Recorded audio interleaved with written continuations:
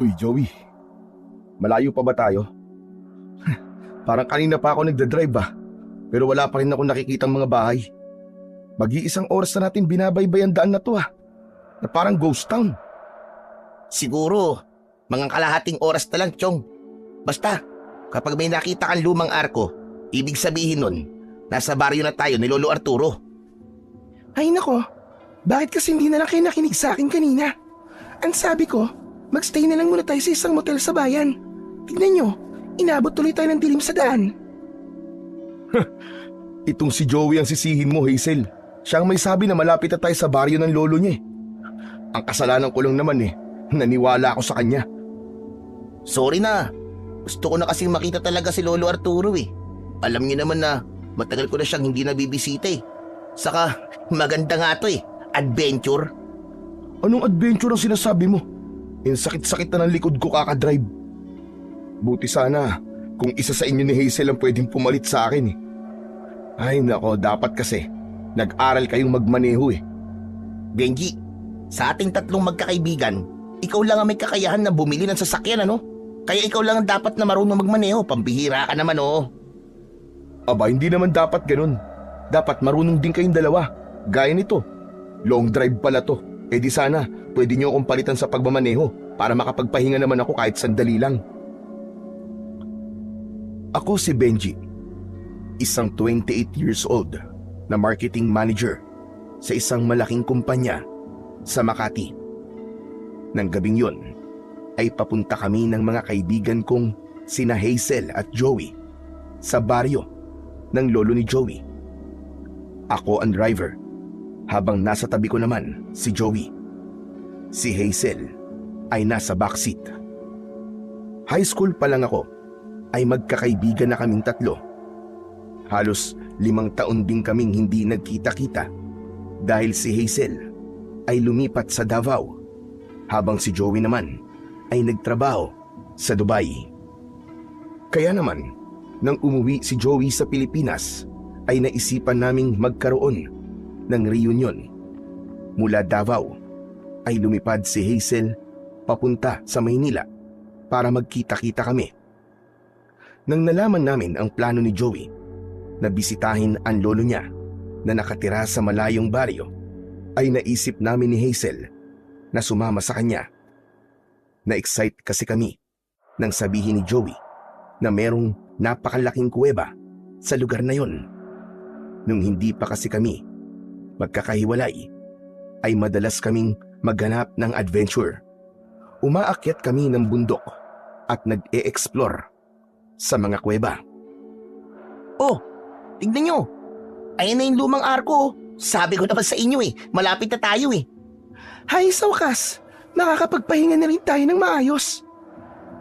Siguraduhin mo lang na maganda yung kuwebang pupuntahan natin, Joey Dahil kapag hindi, ay nako, mayayari ka talaga sa akin. Ayokong mauwi sa wala tong pagod ko ngayon Hala, bakit naman may pagbabanta pang kasama? Huwag kang mag-alala, Chong. 100% sure ako na magugustuhan niyo yung kuweba rito. Wala kasing turista na nagpupunta rito kasi nga sobrang layo Kumbaga, wala ring masyadong tao ang pumapasok sa kuwebang yun. Pero hindi kaya magulat ang lolo mo sa pagdating natin, Chong? Hindi mo ba siya sinabihan? Paano ko naman masasabihan si Lolo Arturo na darating tayo? Walang signal sa lugar na to. Saka wala ring cellphone si Lolo, no? Pero huwag kayong mag-alala, mabait naman yun Paniguradong matutuwa yun kasi binisita natin siya. Wala bang kasamang lolo mo sa bahay niya? Wala, mag-isa lang siya ron. Siguro mga 10 taon na. Nang namatay si Lola, ay wala na siyang kasama sa bahay. Grabe, ang lakas naman pala ng lolo mo. Biruin mo, 10 years na siyang walang kasama. Pero bakit hindi niyo man lang siya kunin? Doon niyo siya patirahin sa bahay niyo. Sinabi na namin dati ang kay Lolo Arturo. Ilang beses na siyang kinausap ng tatay ko na doon na lang sa Maynila tumira. Pero wala, ayaw niya Palagi niyang sinasabi na hindi niya iiwan ang baryong to at dito na siya mamamatay. Saka kilalang albularyo kasi rito si Lolo. Siya ang nag-iisang albularyo rito. Kaya sinasabi niya na kapag umalis siya rito ay wala nang matatakbuhan ng mga tao kapag meron silang sakit. Chong, bakit hindi ka sumunod sa yapak ng lolo mo? Dapat nagpaturo ka sa kanya ng panggagamot. Malay mo, marunong din siyang gumawa ng gayuma, o di ba? Eh di sana, nagayuma mo yung mga babaeng niligawan mo dati. Hindi ka sana palaging nababasted. Hindi ko alam kung matatawa ako o maiinis sa sinabi mo, Chong eh. Bakit nami-personal ka na, Benji? Gusto mo bang pag-usapan din natin yung ikinasal ka na sana pero ipinagpalit ka ng ex mo sa best friend niya? Hoy, pwede ba, Joey? Huwag mo nga mabanggit-banggit ang babaeng yun. Hehehe, biro lang. O ano ba? Tama na nga kayong dalawa. Mamaya magsuntukan pa kayo eh. Ipapaalala ko lang sa inyo na kaya tayo nandito ay para magbakasyon at maghanap ng adventure. Kaya iwasan niyo muna magkapikunan. Nagbibiroan lang naman kami, Joey. Parang hindi mo naman kami kilala. Alam mo naman na banding na namin na mag-asaran. Pero Joey, didiretsuin ko na lang ba tong daan? Oo, medyo nasa dulo pa ng baryong to ang bahay ni Lolo Arturo eh. Basta, kapag may nakita kang puno ng balete sa magkabila ang daan, ay malapit na tayo. Kaya magdahan-dahan ka na lang sa pagmamaneho mo. Pambihira ka. Parang alam ko naman ang itsura ng puno ng balete. Sabihin mo na lang sa akin kapag malapit na tayo. Bagyang natawa si Joey.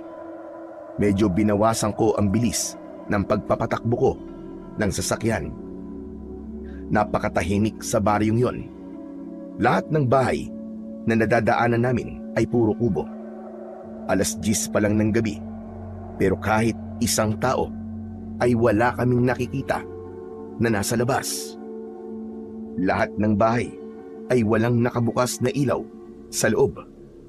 Kundi ko alam na may mga taong nakatira sa lugar na yun, ay iisipin ko talaga na isang ghost town ang pinuntahan namin. Maya-maya pa ay kinalabit ako ni Joey sa braso at meron siyang itinuro sa akin. Oh, ayun na yung 2 puno ng balete oh. Ha? Ang creepy naman ng mga punong yan. Sobrang laki. Wala bang nakatirang maligno sa mga yan? Ang sabi ni Lolo ay may nakatirang kapre doon sa isang puno ng balete. Doon naman sa isa ay babaeng nakaputi. Sa madaling salita, white lady. Pero hindi naman yun totoo eh. Alam nyo naman sa mga ganitong liblib na lugar, di ba? Mahilig maniwala ang mga tao sa kababalaghan. Pero pwede ring totoo yung sinasabi ng lolo mo. Ako, naniniwala ako sa mga elemento at multo. Sus, kakapanood mo yan ng horror movies eh. Hanggang ngayon ba mahilig ka pa rin manood ng ganon? Aba, oo naman. Ang dami kong ambaon na horror movie sa laptop ko ngayon eh. Nang sabihin kasi sa akin ni Joey na walang kuryente at internet dito, ay naglagay na ako ng mga horror movie sa laptop ko para meron ako mapaglimangan kapag wala tayong ginagawa. Oh, ayun na yung bahay ni Lolo. Sa wakas, nandito na tayo. Inihinto ko na ang sasakyan sa tapat ng isang bahay. Nagawa sa plywood ang dingding at yero naman ang bubong. Kahit papano ay nasilayan ko ang bahay ng lolo ni Joey dahil sa ilaw sa unahan ng aking kotse. Nakatayo ang bahay na yon sa isang malawak na bakuran na may mangilang-ngilang puno sa paligid. Bumaba na kaming 3. Kinuha na namin ang mga gamit namin sa likod ng sasakyan. Habang naglalakad kami palapit sa nakasaradong pinto ng bahay, ay tumaas ang balahibo ko sa aking mga braso. Pakiramdam ko ay may mga matang nakasunod sa amin ng mga oras na yon. Pero hindi ko yon pinansin dahil sa pagod na ako at wala akong ibang gustong gawin kundi ang humiga at matulog. Kumatok si Joey sa pinto at tinawag nito ng paulit-ulit ang pangalan ng lolo niya. Maya-maya pa ay bumukas ang pinto. Isang matandang lalaki ang bumungad sa amin. Matangkad siya na may katamtamang pangangatawan. May hawak siyang lampara na may sindi. Sino ba kayo? Kayo ba'y magpapagamot? Abay, pwede bang bukas na lang kayo ng umaga bumalik at ako'y nagpapahinga na? Sigurado ka ba na bahay ito ng lolo mo, Joey? Bakit hindi kanya kilala? Lolo Arturo, hindi niyo po ba ako naaalala? Ako po to si Joey, ang pinakagwapo niyong apo. Joey! Ikaw ba yung panganay na anak ni Tomas? Ako nga po, Lolo Arturo. Aba, pasok kayo. May pasensya ka na at hindi kita nakilala. Bata ka pa kasi noon nung huling beses ka nagpunta rito. Binuksan na ni Lolo Arturo nang malaki ang pinto. Pumasok na kaming tatlo. Nagsindi pa ng 2 lampara si Lolo Arturo upang maging mas maliwanag ang lugar. May tamang laki ang bahay ni Lolo Arturo. Nasabi ko sa aking sarili na albularyo nga talaga ang lolo ni Joey dahil meron doong mga bote na may laman na langis. May mga nakasabit din na pinatuyong halamang gamot. Magkakatabi kaming umupo sa mahabang upuan na gawa sa kawayan habang si Lolo Arturo ay nakatayo sa harapan namin. Pasensya na kayo at walang kuryente rito sa aming lugar.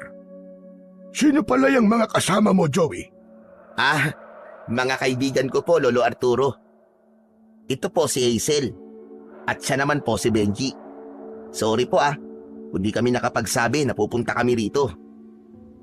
Walang problema yun sa akin. Bakit nyo naman naisipang magpunta rito? Ang totoo po niyan, Lolo Arturo, gusto ko po kasi kitang makita. Hindi ba, ang tagal na po nating hindi nagkikita. Sa kakauwi ko lang po.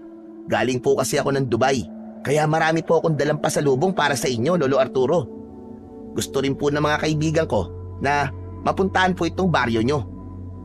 Abay, ganun ba? Nakakatuwa naman. Teka, kayo ba'y nagugutom? Gusto nyo bang ipagluto ko kayo ng makakain? Nako, huwag na po kayo mag-abala. Kumain na po kami kanina eh. Oo nga, Lolo. Ang gusto na lang po namin gawin ay magpahinga. Alam niyo naman po, napakahaba po ng binahe namin papunta rito. Mabuti na lang at palagi ko nililinis yung kwartong tinutulugan nyo noon kapag nagpupunta kayo rito ng tatay mo. Kung hindi na kayo kakain, ay mas mabuti pang dalin mo na mga kaibigan mo ron, Joey. Sige na, bukas na lang tayo ulit magkwentuhan. Sige po.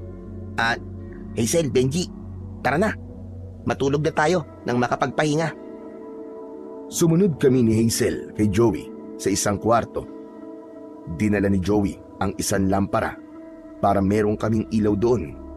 Ipinatong ni Joey ang lampara sa maliit na lamesa. Meron doon 2 higaan na parehas na pang-isahang tao lang. Kayong 2 dyan sa papag.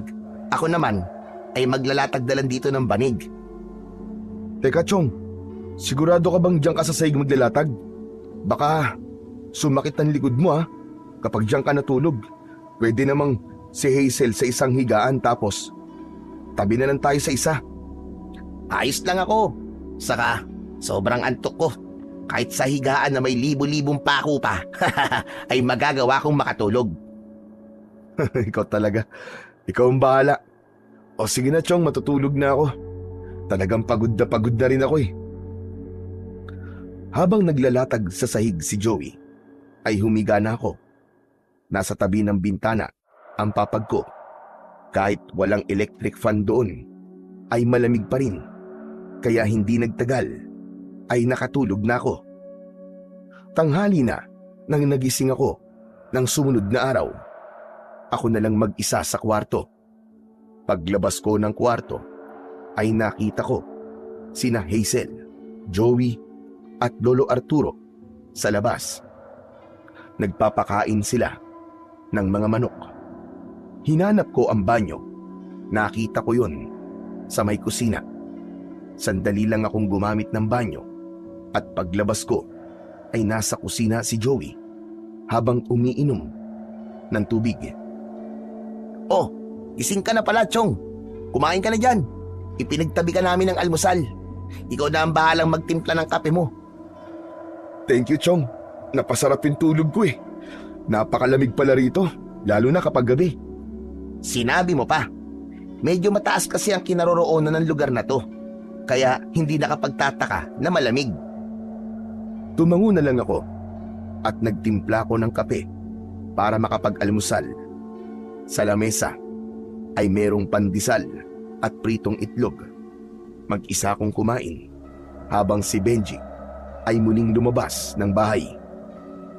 Halos hindi namin nagawang kausapin si Lolo Arturo buong maghapon dahil abala siya sa panggagamot sa mga taong nagpupunta sa kanya. Hindi kami namasyal ng mga kaibigan ko dahil naisip namin na ilaan ang araw na yon sa pagpapahinga. May makikitang duyan at upuan sa harapan ng bahay at yun ang naging tambayan namin.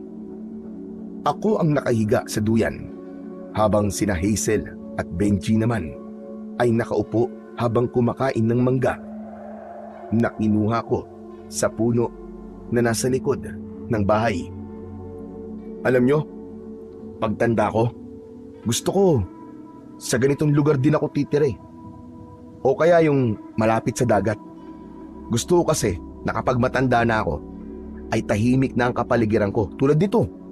Yung simple lang ang buhay. Eh di sa sementeryo ka tumira, ang paniguradong mas tahimik dun, Chong. Uy, si Raulo naman to, seryoso ako. Puro ka naman biro eh. Bakit? Kaya mo ba na walang internet at kuryente? Oo naman no. Mas okay nga yung ganung buhay eh. Wala nang makakaalam kung anong nangyayari sa akin. Basta ako, hindi ako pwedeng tumira na matagal sa ganitong lugar. Hindi ko kaya ng walang internet. Saka walang bar at club dito. Paano ako mag-i-enjoy, di ba? Paano ko aalawin ang sarili ko? Eh di magpatuka ka ng manok o di kaya naman magtanim ka ng mga gulay. Si Lolo Arturo nga tignan mo, nakatagal dito di ba? Iba naman kasi si Lolo Arturo. Dito na siya isinilang at lumaki hanggang sa tumanda siya. Siyempre, sanay na siya sa buhay na ganito. Hindi kagaya natin, lumaki tayo sa syudad. Sa bagay, may point ka naman sa sinabi mo. Pero ganito ba talaga dito, Joey? Halos wala akong nakikitang tao ah. Kung wala ngang nagpapagamot kay Lolo Arturo, iisipin ko na tayo lang ang taong nandito. Sa pagkakatanda ko, ay hindi naman ganito nung huling pumunta ako rito. Kapag ganitong oras nun, maraming bata ang naglalaro sa labas. Tapos, marami ring mga tao na kung ano-ano ang ginagawa. Kaya nga, parang medyo naninibago rin ako ngayon dito eh. Ay, oo nga pala. Saan pala tayo pupunta bukas? Pupuntahan na ba natin yung kuwebang sinasabi mo, Joey? Pwede naman. Kung kaya na ng lakas nyo. Bakit? Talaga bang napakalaki ng kuweba na yon? Sobrang laki, Chong. Pero sa dulo nun ay merong napakalinis at malamig na batis.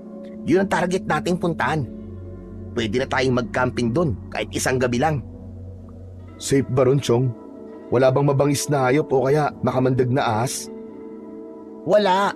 Isinama na ako dati doon ni Lolo at napuntahan ko na rin yung bati sa dulo ng kuweba. Sigurado ko na magugustuhan nyo ron. Maganda talaga. Siguraduhin mo lang dahil ayokong masayang ang napakahabang biyahe natin para makapunta rito. Ikaw talaga, Benji, oh.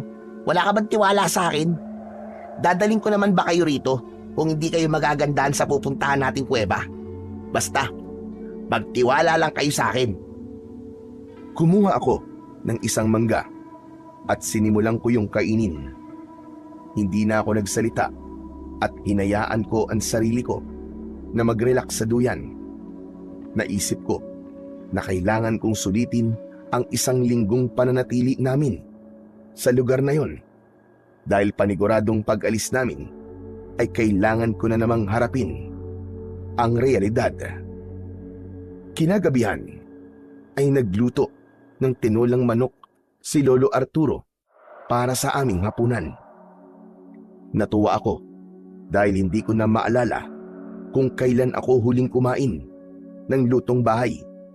Sa apartment ko kasi sa Makati ay madalas na nagpapadeliver lamang ako ng pagkain dahil hindi ako marunong magluto.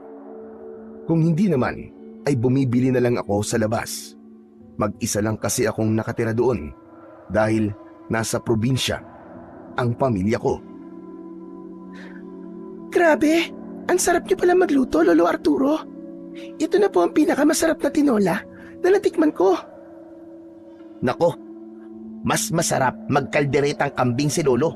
Kapag natikman niyo yun, aba, makakalimutan niyo panigurado ang pangalan niyo. Huwag mo na ngang masyadong binubuhat ang bangko ko, Apo. At baka maniwala ang mga kaibigan mo. Nagsasabi lang naman po ako ng totoo, Lolo Arturo eh. Pwede niyo po ba kaming lutuan ng kalderetang kambing, Lolo? Hayaan nyo. At bukas ay titingin ako sa talipapa kung may nagtitinda ng karne ng kambing. Ay oo nga pala. Gaano ba kayo katagal dito magbabakasyon? Mga 1 linggo po siguro, Lolo Arturo. Ganong katagal lang po kasi ang leave ko eh. Si Hazel naman po ay babalik na po sa Davao kaya baka kaming dalawa na lang po ni Joey ang madalas na magkikita pagbalik po namin sa Maynila. Pero syempre, bago ako bumalik sa Dubai, ay magre-reunion ulit tayong tatlo. Alam niyo na, baka mamaya niyan eh. Matagalan na naman ako bago bumalik ng Pilipinas. Bakit kasi hindi ka na lang dito sa Pilipinas, Chong eh, hindi ba? May bahay ka nang pinapagawa sa Batangas? Kailangan ko muna mag-ipon, Chong. Saka na ako titigil sa pagtatrabaho kapag alam kong stable na ako at meron na akong sariling negosyo. Sa bagay, malay mo, maituloy na natin yung plano nating business, di ba? Yan, gusto ko yan. Basta usapang pagpapayaman, kasali dapat ako. Natawa kami sa sinabi ni Hazel. Matapos yun, ay tumahimik na kami at itinuon na namin ang aming atensyon sa aming kinakain. Makalipas ang ilang sandali, ay nagsalita si Lolo Arturo. Oo nga pala, Joey. Bakit hindi may pasyal dito sina Benji at Hazel? Baka naiinip na sila dahil kanina maghapon silang nandito lang sa bahay. Mamamasyal naman po talaga kami, Lo. Nagpahinga lang po kami ngayong araw. Di, dalhin mo sila doon sa ilog. O kaya umakyat kayo ng bundok. Naku, Lo, iba po ang ipinunta namin dito. Pupunta po kami ron sa kuweba na nasa gubat. Mahilig po kasi kami mag-explore sa mga ganong klaseng lugar. Napansin ko na sandaling natigilan si Lolo Arturo. Naramdaman ko na hindi niya nagustuhan ang sinabi ni Joey. Nagsali ng tubig sa baso si Lolo Arturo at uminom muna siya bago muling nagsalita. Huwag na kayong magpunta sa kuweba na yon. May iba pang lugar dito na pwede niyong puntahan. Isa pa, wala naman kayong ibang makikita ron kundi puro mga bato lang. Pero Lo, yun na po kasi ang sinabi ko kina Benji at Hazel na pupuntahan namin. Gusto ko pong makita nila yung bati sa dulo ng kuweba. Ipinagmamalaki ko pa naman yun sa kanila, Lo. Tapos, hindi naman po nila makikita o mapupuntahan. Sundin mo na lang ang sinabi ko sa'yo, Joey. Huwag na kayong pumunta ron. Delikado ron. Makinig ka sa akin, Joey. Para rin ito sa kaligtasan nyo. Pero Lo, alam ko po ang pasikot-sikot doon. Kung iniisip niyo po na baka maligaw kami, ay malabo pong mangyari yun, Lo. Kahit matagal na po kung hindi nakakapunta ron, natatandaan ko pa rin po ang tamang daan sa kuweba. Huwag po kayo mag-alala sa amin, Lo. Hindi ako natatakot na maligaw kayo ron. May iba pang dahilan iyo kung bakit hindi kayo pwedeng pumasok sa kuweba. Ang mabuti pa makinig ka na lang sa akin. Kapag sinabi kong hindi ligtas doon, ay hindi ligtas doon. Joey, sundin na lang natin si Lolo Arturo. May iba pa namang pwedeng puntahan sa lugar na to, di ba? Meron naman. Pero iba kasi talaga sa kuwebang yun, Chong eh. Saka yun kasi ang sinabi ko sa inyo na pupuntahan natin. Kaya tayo nandito. Sa akin naman, okay lang. Kahit hindi tayo pumunta sa kuweba. Kung delikado, di ba? Mas maganda kung wag na tayong tumuloy doon. Hindi naman siguro tayo pagbabawalan ni Lolo kung ligtas doon. Bakit po pala delikado ron ngayon, Lo? Natatandaan ko po kasi dati, kayo pa mismo ang umaaya sa akin na pumunta sa kuwebang yon. Iba noon na po. At iba ngayon. Marami nang nangyari sa kuwebang yon sa mga nakalipas na taon. Kung ayaw nyo mapahamak, ay sundin nyo na lamang ang sinabi ko. Huwag na huwag kayong papasok sa kuwebang yon dahil paniguradong mapapahamak lang kayo. Lolo naman eh. Sayang naman po ang pagpunta namin dito. Ganyan na ba talaga katigas ang ulo mo ngayon, Joey? Lolo mo ko, kaya ayokong mapapahamak ka, pati na ang mga kaibigan mo. Kung ayaw mong magalit ako sa inyo, sundin nyo na lang ang sinabi ko. Walang pupunta sa kuwebang yon. Tapos! Napayuko na lang si Joey at napansin ko na disappointed siya dahil hindi na kami pupunta sa kuwebang sinabi niya. Maging ako ay nalungkot din dahil yun naman talaga ang isa sa ipinunta namin sa baryong yun bukod sa pagbisita ni Joey sa lolo niya. Ganun pa man, inisip ko na lang na kung hindi naman talaga delikado ay hindi naman siguro kami pagbabawalan ni Lolo Arturo. Alam ko na ang kaligtasan lang naming magkakaibigan ang inaalala niya. Kinabukasan ng umaga, pagkatapos mag-almusal ay nagpaalam sa amin si Lolo Arturo na magpupunta siya sa talipapa. Nang naiwan kaming tatlo, ay pumuesto kami sa aming tambayan. Inip na inip ako ng sandaling yon. Alam ko na gaya ko ay nawalan na rin ng ganang magpunta sa kung saan sina Hazel at Joey kasi hindi na kami pwedeng pumunta ron sa kuweba na gusto talaga naming puntahan. Paano yan? Ano nang gagawin natin ngayon dito? Parang wala ng thrill kung sa ilog o sa bundok lang tayo pupunta. Ay nako, kaya nga basag trip din talaga si Lolo eh. Asang-asa pa naman ako na madadala kayo ron sa kuweba. Pero sa palagay ko, Chong, totoong delikado ng pumunta sa kuwebang yun. Nag-aalala lang si Lolo Arturo sa atin, kaya pinagbabawalan niya tayo. Siyempre, di ba? Kapag may nangyaring hindi maganda sa atin, kargo niya tayo kasi nandito tayo sa bahay niya. Kaya makinig na lang tayo sa kanya. Pero pakiramdam ko, OA lang si Lolo eh. Ilang beses ko na napunta ng kuwebang yun eh. At kahit napakalaki nun, ay masasabi ko na ligtas talaga doon. Walang mahirap o masikip na daan doon. Ako na nagsasabi sa inyo, ligtas talaga doon. Kung ganun, ano kaya kung pumunta tayo ngayon doon? Kahit sa labas lang tayo, di naman tayo papasok eh. Malayo ba yun, Joey? Oh, akala ko ba? Ang sabi mo eh, makinig na lang tayo kay Lolo Arturo. Bakit ang bilis na magbago ng isip mo? Ilalaw kasi kayong dalawa eh. Alam ko na kahit pagbawalan kayo sa isang bagay, basta gusto nyo ay gagawin nyo pa rin. Wala naman akong magagawa kung mag-isa lang akong magsasabi na makinig na lang tayo kay Lolo Arturo kasi dalawa kayong kalaban ko. Talagang ang kaibigan ka namin, Benji. Kilalang kilala mo kami ni Hazel. Siyempre naman, high school pa lang tayo magkakaibigan na tayo, di ba? Imposible naman na hindi ko pa kilala ang likaw ng mga bitukan nyo. Pero alam nyo, tara na, umalis na tayo ngayon bago pa dumating si Lolo. Sige, sige. Sandali lang. At magsasarado lang ako ng bahay. Bilisan mo. Nagmamadaling isinarado ni Joey ang pinto ng bahay ni Lolo Arturo. Pagkatapos ay umalis na kami para magpunta sa kuweba. Excited na akong mapuntahan ang kuwebang yon dahil sa mga magagandang bagay na sinabi ni Joey tungkol sa lugar na yon. Pumasok kami sa gubat na napakaraming nagtataasang puno sa paligid. Kaya kahit tirik na tirik ang sikat ng araw, ay hindi namin ramdam ang init. Mahigit kalahating oras kaming naglakad bago namin narating ang bukana ng kuweba. Nalula ako sa laki ng bukana ng kuweba dahil noon lang ako nakakita ng ganung kalaking bukana ng isang kuweba. Inilabas ko ang aking cellphone at kinunan ko ng litrato ang kuweba. Oh, ano nangyari? Bakit ang tahimik niyong dalawa? Isarado niyo na ang mga bibig niyo at baka mamaya pasukan pa yan ng langaw. Grabe, Chong. Napakalaki nga ng kuwebang to. Hindi ko ini-expect na ganito to kalaki.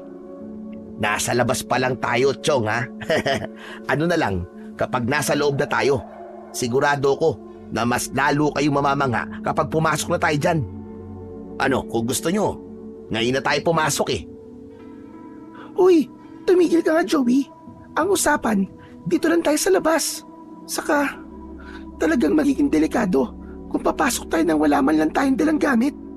Tignan mo nga, at nakatsinelas lang tayo. Teka nga Hazel, ako nahihirapan magsalita sa'yo eh. Bakit ka ba napaos? Eh kasi di ba, pagkatapos kong mapuyat, kumain ako ng ice cream. Ayan, napaos ako. O ano, tara na. Papasok ba tayo o hindi? Teka Chong, tama si Hazel. Delikado kung papasok tayo ngayon dyan eh. Hindi malabong aksidente ang aabuti natin. Saka, sandali lang tayo rito. Baka kapag nalaman ni Lolo Arturo na pumunta tayo rito, naku, baka magalit sa atin yun. Bakit ba takot na takot kayo kay Lolo Arturo? Hindi yun marunong magalit, no? Sobrang bait kaya nun. Ah, ganun ba, Joey? Hindi ako marunong magalit. Para kaming binuhusan ng napakalamig na tubig nang narinig namin ng seryosong boses ni Lolo Arturo. Paglingon namin sa likuran ay naroon si Lolo Arturo. Nakatayo siya habang nakahalukip-kip. Lolo, ano pong ginagawa niyo rito? Kayo ang dapat kong tanungin yan. Anong ginagawa niyo rito? Ang akala ko ba nag-usap na tayo kagabi? Ano po kasi, naglakad-lakad lang po kami tapos hindi po sinasadya na napunta po kami rito. Sinungaling! Alam ko nagsisinungaling ka dahil lumalaki ang butas ng ilong mo. Joey, huwag na tayo magsinungaling. Lolo Arturo, sorry po kung hindi ka po namin sinunod. Pero wala naman po kaming balak na pumasok po sa loob ng kuwebe. Dito lang po talaga kami sa labas. Gusto lang po namin makita tong kuweba kahit dito lang po sa labas. Umuwi na tayo. Sa bahay na tayo mag-usap. Medyo kinabahan ako kasi sobrang seryoso talaga ng tono ng boses ni Lolo Arturo. Alam ko na diskumpiyado siya kasi sinuway namin siya. Sumunod kami kay Lolo Arturo. Yan kasi, kasalanan nyo itong dalawa eh. Tignan nyo, nagalit tuloy si Lolo Arturo. Si Benji lang ang sisihin mo. Siya ang may ideya nito eh. Anong ako? Ikaw to may sabing pumunta tayo rito, di ba? Ano ba? Tumahimik na nga kayong dalawa. Basta, kayong dalawa ang may kasalanan. Tumahimik na kami ni Joey hanggang sa nakarating na kami sa bahay ni Lolo Arturo. Magkakatabi kaming umupo sa sala habang si Lolo Arturo naman ay umupo sa pang-isang upuan. Nakayuko kaming tatlo at hindi namin magawang tignan si Lolo Arturo dahil sa nahihiya kami. Maya-maya pa, binasag ni Lolo Arturo ang nakakabinging katahimikan. Anong pumasok sa utak nyo? At sinuway nyo ako? Hindi ba't nag-usap na tayo kagabi? Ang akala ko ba ay nagkakaintindihan na tayo na hindi kayo pupunta sa kuweba na yon? Hindi naman po kami pumasok sa loob ng kuwebe. Doon lang naman po kami sa labas, Lo.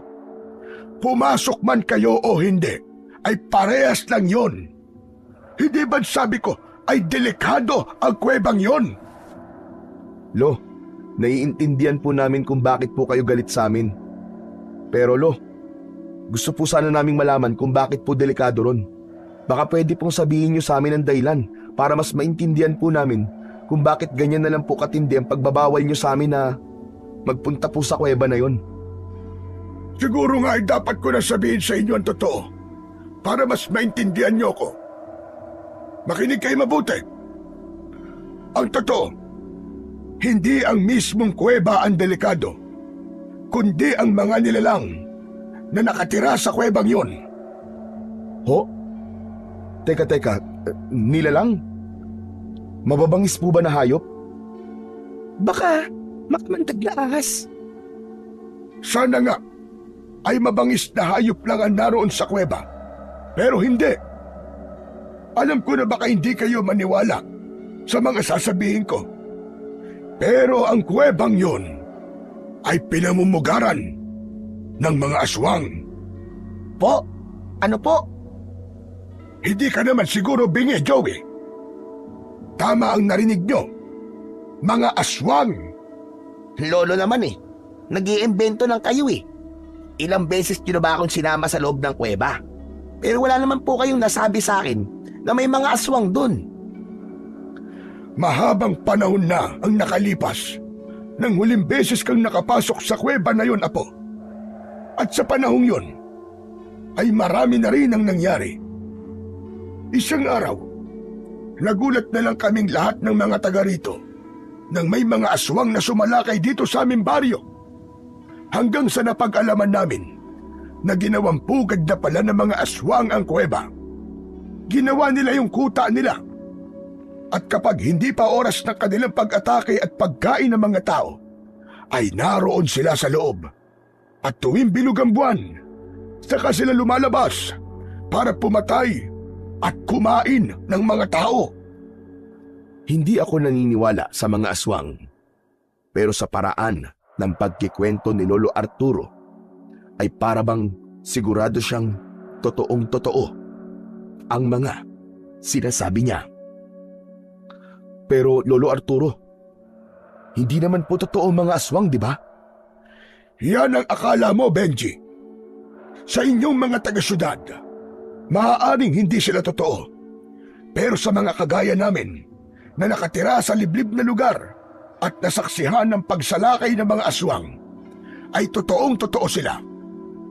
Ayoko sanang sabihin ito sa inyo dahil ang gusto ko ay maging masaya lang ang pananatili inyo rito. Ayokong magkaroon kayo ng takot sa aming baryo. Pero wala akong magagawa. Masyado kayong makulit. Ayaw niyong makinig sa akin. Kaya mas mabuti pang alam niyo na kung anong meron sa kuwebang yon upang kayo na mismong umiwas sa lugar na yon. Kaya kung ayaw niyong may mangyaring masama sa inyo, gaya ng kamatayan, ay huwag na kayong papasok sa kuweba. Dahil kahit nagpapahinga o natutulog ngayon ng mga aswang na naroroon, ay maaari silang magising para gawin kayong pagkain. Matapos yun, ay tumayo na si Lolo Arturo at nagtungo sa kusina para magluto. Habang kami namang magkakaibigan ay nagkatinginan, pero wala nang naglakas ng loob na magsalita kahit isa sa amin. Matapos kumain ng tanghalian, ay inaya kami ni Joey na magpunta sa ilog. Inihanda na namin ang mga gamit na dadalhin namin. Paglabas namin ng bahay, ay lumapit kami kay Lolo Arturo na nakahiga sa duyan. Alo, pupunta lang po kami sa ilog ah. Maliligo po kami ron. Teka, sa ilog ba talaga kayo pupunta? Opo, Lo. Promise po. Ayaw po namin magagalit kayo eh. Kaya hindi na po kami pupunta sa kuweba. Mabuti naman kung ganun. Ibibigay ko ang tiwala ko sa inyo. At sana ay huwag niyo na ulit yung sisirain. Sige na, lumakad na kayo at mag-iingat kayo. Nagsimula na kaming maglakad papunta sa ilog na nasa paanan ng bundok. Walang espesyal sa ilog na naroon bukod sa malinis na tubig. Marami na kasi akong napuntahang ilog, kaya parang normal na ang ganung tanawin sa akin. Hindi nagtagal ay nagsimula na kaming lumublob sa malinaw at malamig na tubig. Habang nakaupo kaming tatlo sa mababaw na bahagi ng ilog, ay nagsimula kaming mag-usap. Guys, naniniwala ba kayo sa sinabi ni Lolo na may mga aswang sa loob ng kuweba? Ewan ko. Pero kilala ko kasi ang lolo ko eh. Hindi yun sinungaling na tao. Ako, Chong, hindi ako naniniwala. Para kasi sa akin ay katang-isip lamang ang mga aswang. Baka naman talagang mababangis na hayop lang yun, tapos sinasabi ng mga tao rito na aswang. Hindi tayo sure. Kaya mas maganda na sundin na lang natin si Lolo kaysa magsisi tayo sa uli. Tama ka naman. Pero alam nyo, na-curious tuloy ako kung totoo ba talaga ang mga aswang. Maniniwala lang siguro ako kung makakakita ako sa personal. Eh di pumasok tayo sa kuweba. Hoy, ayan na naman kayo ah. Parang hindi tayo napagalitan kanina ni Lolo ah. Tumigil na nga kayo. Hindi pa ba kayo nadadala sa nangyari kanina? Talagang gusto niyo pang madagdagan ng galit ni Lolo sa atin? Huwag mong sabihin na naniniwala ka sa aswang, Hazel. Hindi ako naniniwala. Pero hindi rin mali na maniwala tayo na delikado sa kuwebang yon. Kung hindi man aswang, ay baka ibang masamang bagay ang mangyari sa atin kapag pumasok tayo doon sa loob. Ang hilig mong manood ng horror movies, pero matatakotin ka pala. Hindi ako matatakotin, Benji. Marunong lang ako sumunod sa sinasabi na mas nakakatanda sa akin. Magkaiba yon. Sus, parehas din yun. Ano Benji? Gusto bang pumasok sa kuweba? Oo, gusto ko talaga malaman kung may aswang nga doon. Sana meron, para makakita ako ng totoong aswang. Para naman maniwala na ako na may aswang talaga. Anak ng, naririnig niyo ba mga sinasabi niyo? Baka nakakalimutan niyo na sinabi sa atin ni Lolo na may mga aswang sa kuweba para hindi na tayo pumunta ron. Pero bakit kabaligtaran ang nangyayari ngayon? Aba, ganun talaga. Hindi ba nandito tayo para sa adventure? Saka ikaw na rin na nagsabi na walang thrill, na nandun lang tayo sa bahay. Eh di maghanap tayo ng thrill. Oo nga, gusto ko ng thrill. Pero hindi yung thrill na ikakamatay natin. Kung makapagsabi ka naman ng ikakamatay natin ay parang sigurado kang may aswang nga ron sa kuweba. Eh paano kung meron? Paano kung nagsasabi ng totoo si Lolo Arturo? Eh di maganda. Ayaw mo bang makakita ng aswang sa totoong buhay? Saka mapapatunayan natin na totoo nga ang mga aswang. Kapag wala tayong nakita, ayos lang. At least, napasok natin yung kuweba, di ba? Oo nga naman Hazel, wag kang KJ. Mamayang gabi, kapag tulog na si Lolo, ay saka tayo aalis para pumasok dun sa kuweba. Maimbing kasi ang tulog dun eh. Sigurado naman ako na bago mag-umaga ay makakalabas na tayo sa kuweba. Basta dapat makabalik na tayo sa bahay habang tulog pa si Lolo para hindi niya malaman na umalis tayo. Bahala nga kayong dalawa. Masyado kayo makukulit. Kung gusto niyo sumayin si Lolo, kayo na lang. Naiiritang tumayo si Hazel at kinuha niya ang mga gamit niya. Hindi kami makapaniwala ni Joey nang nag-walk out si Hazel. Hoy, Hazel! Hazel, bumalik ka rito! Ang bilis mo naman magtampo! Kaya nga, nasabihan ka lang ng KJ eh. Joke lang yun. Hazel, balikan na rito. Hindi na kami galit. Pero parang walang narinig si Hazel. Dire-diretso lang siya sa paglalakad papalayo. Natatawa akong napailing. Ganun kasi talaga si Hazel. Kapag napipikon o nagagalit na siya, ay bigla siyang umaalis. Hindi pa rin nagbabago si Hazel, no? Siya pa rin ang nag-iisang walkout queen. Sinabi mo pa. Kahit nung high school tayo, ugali niya na yun eh. Pero hindi kaya isumbong tayo ni Hazel sa lolo mo?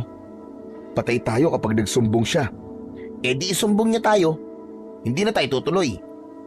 Wag naman sana. Talagang curious kasi ako kung ano ba talaga nasa loob ng kuwebe. Ewan ko ba? Nung sinabi ng lolo mo na may mga aswang doon, eh nagkaroon ako ng matinding kagustuhan na pasukin yung kuweba na yon. Biruin mo, Chong ha. Kung totoo ngang may aswang doon, ay mapapatunayan natin sa mga kakilala natin na totoo ngang may aswang. Kung matutuloy tayo mamaya, huwag mong kalimutang magdala ng cellphone ha, para meron tayong pangkuha ng video o picture. Sige, Chong. Magandang ideya nga yan. Para meron tayong ebidensya. Kung sakali, di ba? Ipinagpatuloy namin ni Joey ang paliligo sa ilog habang naglalaro sa utak ko ang mga pwedeng mangyari sa sandaling pasukin namin yung kuweba mamayang gabi. Matindi ang excitement na nararamdaman ko dahil may bago na naman akong mai-experience na bago sa buhay ko. Kinagabihan, sa hapunan, ay nakiramdam ako. Hinintay ko na magalit si Lolo Arturo dahil may hinala ako na nagsumbong sa kanya si Hazel sa balak namin ni Joey. Pero hindi kami pinagalitan ni Lolo Arturo, kaya na-realize ko na hindi nagsumbong si Hazel. Ikinatuwa ko ang bagay na yon dahil ibig sabihin ay matutuloy kami ni Joey sa plano namin para sa gabing yon. Pagkatapos kumain ay nakipagkwentuhan muna kami kay Lolo Arturo sa labas ng bahay habang si Hazel ay naghuhugas ng pinagkainan namin sa kusina. Nagpaalam ako kina Lolo Arturo at Joey na iinom ako ng tubig, kaya iniwanan ko muna sila sa labas. Pero ang totoo ay gusto kong kausapin si Hazel. Pinuntahan ko si Hazel sa kusina at mataray niya akong inirapan. Napangiti ako kahit alam kong inis pa rin siya sa amin ni Joey. Huy, thank you ah. Hindi mo kami sinumbong kay Lolo Arturo. Ha? Magpasalamat ka. Dahil nasa inyo ang loyalty ko. Ayoko lang na mapagalitan na naman kayo ni Joey. Ibig sabihin, sasama ka sa amin mamaya sa kuweba? Hindi no? Hindi ako gagawa ng bagay na ikakapahamak ko. Kung gusto niyong ituloy yung pagpunta niyo ron, kayo na lang. Basta, kapag may nangyaring di maganda sa inyo, ay walang sisihan. Ano namang mangyayari sa aming masama? Hindi naman tong unang beses na papasok kami ni Joey sa kuweba. Hindi na bago sa amin yun. Sa kuwebang may aswang, hindi ba bago sa inyo yon? Hindi pa nga tayo sigurado kung may aswang nga ron, di ba? Yun na nga eh. Hindi tayo sigurado. Kaya bakit pa kayo papasok doon? Hindi ba kayo nakukonsensya? Nasusuwayin niyo na naman si Lolo Arturo? Bakit kasi ang negative mo mag-isip? Ano ka ba, Benji? Nag-aalala lang ako sa pwedeng mangyari sa inyo ni Joey. Bahala na nga kayo. Total, ginawa ko na ang part ko na pigilan kayo. Pero hindi kayo nakinig. Saka, wala na kwenta tong pag-uusap natin. Kasi, desidido na kayong ituloy ang pagpasok niyo sa kuweba. Huwag ka na kasi magalit sa amin. Akala ko ba nandito tayo para magbakasyon at hindi para mag-away? Oh, sinabi mo yun sa amin ni Joey, di ba? Oo nga, sinabi ko yun. Pero sino bang hindi magagalit sa katigasan ng ulo niyong dalawa? Nag-aalala lang ako sa inyo. Isang malalim na paghinga ang pinakawalan ko. Hindi ko na kinausap pa si Hazel dahil ramdam kong naiinis na siya sa akin. Iniwanan ko na siya roon at binalikan ko na si Lolo Arturo at Joey sa labas upang ipagpatuloy ang pakikipagkwentuhan sa kanila. Ikinuwento sa amin ni Lolo Arturo ang nangyaring mga pagsalakay ng mga aswang sa baryo nila. Nalaman ko na maraming mga tao pala ang namatay at nagdesisyong umalis sa lugar na yon dahil sa mga aswang. Pero imbis na matakot ay mas lalo pang tumindi ang kagustuhan kong pasukin ang kuweba para malaman ko kung totoo nga ba ang mga aswang. Maya-maya pa ay naghanda na kami ni Joey para sa pagpunta namin sa kuweba. Habang gising kami ay natutulog na si Hazel. Meron kaming tig-isang malaking bag na may nakalagay na climbing rope na gawa sa dynamic nylon, carabiners at isang descender para kung sakaling kailangan naming bumaba sa patayong bahagi ng kuweba ay hindi kami mahihirap. May mga suot kaming knee pads, gloves at elbow guards bilang proteksyon. Nakasuot din kami ng helmet na may headlamp. Hindi rin namin kinalimutang magdala ng energy bars, bottled water at first aid kit. Nang masiguro namin na wala na kaming nakalimutan ay tahimik kaming lumabas. Sinigurado namin na hindi magigising si Lolo Arturo at matagumpay naman kaming nakalabas. Hindi na maitago ang excitement ko nang nasa loob na kami ng gubat. Sobrang excited na ako sa gagawin natin to, Joey. Sayang at hindi natin kasama si Hazel, no? Kaya nga mas masaya sana kung sumama siya. Mukhang ayaw niya talagang sumama eh. Parang galit pa nga siya nung kausapin ko siya kanina eh. Pero hindi ba? Dapat ay nagpaalam tayo kay Hazel bago tayo umalis. Hayaan mo na, tulog naman siya eh. Baka mas lalo lang magalit yun kapag inistorbo natin ang pagtulog niya. Pero sigurado ka ba na hindi magigising si Lolo Arturo? Baka isumpa na tayo nun kapag nalaman niya na sinuway natin siya. Kahit naman magising siya hindi pa rin niya malalaman na umalis tayo. Hindi naman yung papasok sa kwarto natin Saka, bibilisan lang natin. Kapag nakapunta na tayo sa bati sa dulo ng kuweba, aalis na rin tayo. Binilisan na namin ni Joey ang paglalakad. Hindi nagtagal ay nasa harap na kami ng bukana ng kuweba. Para yung isang malaking bunganga ng halimaw na nakanganga at naghihintay na pumasok kami roon. O ano? Ready ka na ba, Chong? Oo naman, ready na. Ikaw, ready ka na bang makakita ng aswang? Sana nga makakita tayo ng aswang sa loob. Pero duda ako na makakakita tayo ng aswang. Kasi ilang beses na kaming pumasok ni Lolo dyan Pero wala namang aswang Kung ganun, tara na. Excited na talaga akong mag-explore sa kuwebang yan. Pumasok na kami sa kuweba. Maingat ang bawat hakbang namin. Makalipas ang ilang sandali, ay bumungad na sa amin ang mga stalactite na nasa itaas. Sa ibaba naman ay makikita ang mga stalagmite na parabang mga tore ng kristal. Ang tunog ng bawat patak ng tubig ay parabang musika sa tenga namin. Nagpatuloy kami ni Joey sa paglalakad. Sobrang gaganda ng mga crystal formation na nakabaon sa pader na nagliliwanag kapag tinatamaan ng ilaw. Hindi nagtagal ay napansin kong tumataas na ang kisame ng kuweba. Grabe, Chong! Sobrang ganda rito. Ang dami ko nang napunta ang kuweba, pero dito ako sobrang namangha. Sabi ko naman sa'yo Ikaw lang naman ang ayaw maniwala sa akin nung una Hindi nakapagsisisi na sinuway natin si Lolo Arturo. Habang tumatagal ang paglalakad namin sa loob ng kuweba, ay ramdam ko ang unti-unting paglamig ng paligid. Ang mga headlamp namin ay nagsisilbing tanging liwanag sa gitna ng madilim at malawak na kuweba. Hanggang sa napahinto ako sa paglalakad nang may narinig akong parang pag-angil ng isang mabangis na hayop. Napahinto na rin si Joey na nasa unahan ko. May pagtatakang tumingin siya sa akin. Oh, bakit, Chong? May problema ba? Teka lang, Chong. Narinig mo ba yun? Ang alin? Yung parang tunog ng isang mabangis na hayop. Wala naman ako narinig Sigurado ka ba? Teka, sandali. Tinatakot mo ba ako? Gusto bang sabihin na aswang yung narinig mo? Hoy, Chong, bumenta na yan.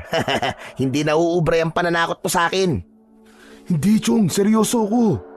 May narinig talaga ako. Pero baka nga mabangis na hayop lang yun. Tara na nga, bilisan natin. Ipapaalala ko lang sa'yo na hindi tayo pwede magtagal dito at baka abutin tayo ng umaga. Itinuloy na namin ang aming paglalakad. Hindi pa rin nawala ang pagkamangha ko sa mga nakikita ko sa loob ng kuweba. Pakiramdam ko ay pumasok kami sa ibang mundo. Makalipas ang ilang sandali ay huminto si Joey. Sa pagkakataong yun ay ako naman ang nagtaka. Oh, bakit ikaw naman ang tumigil sa paglalakad? Sandali lang, pre. Tepok, hindi ko kasi maalala kung saan tayo dadaan Kung dediretso ba tayo o dun sa maliit na lagusan tayo dadaan. Sandali, iisipin ko muna. Ayan na nga ba ang sinasabi ko Akala ko ba alam mo ang daan dito? Akala ko nga rin alam ko pa Pero ngayon lang kasi ako nakapunta sa bahaging ito ng kuweba Naliligaw tayo? Oo, Chong. Pero wag ka mag-alala kasi makakalabas pa rin naman tayo rito. Napailing na lang ako hanggang sa lumapit ako sa masikip na lagusan na parabang slide na pababa. Sumilip ako ron. Sa tingin ko ay kasya ron ang isang tao. Lumapit si Joey sa akin at sumilip din siya sa lagusan. Diyan na lang kaya tayo dumaan, Chong. Hindi ba masyado masikip yan? Hindi naman siguro. Tignan mo nga kasya ang isang tao. Basta mauuna ako tapos sumunod ka. Hindi ba, kaya tayo nandito ay para sa adventure? Sa bagay, parang ang boring nga na naglalakad lang tayo eh. Sige, diyan na tayo dumaan. Huminga ako ng malalim. Tinanggal ko ang bag na nasa likod ko.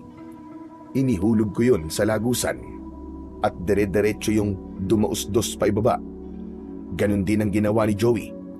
Naunang pumasok si Joey, hinintay kong makausad siya bago ako sumunod sa kanya. Ilang segundo pa lang ay naramdaman ko kagad kung gaano kasikip ang lagusan. Chong, hindi ako komportable dito. Malamang, kung gusto mo sanang maging komportable, nag-staycation ka na lang sana sa isang 5-star hotel. Huwag ka mag-alala kasi mukhang malapit na tayong makalabas dito.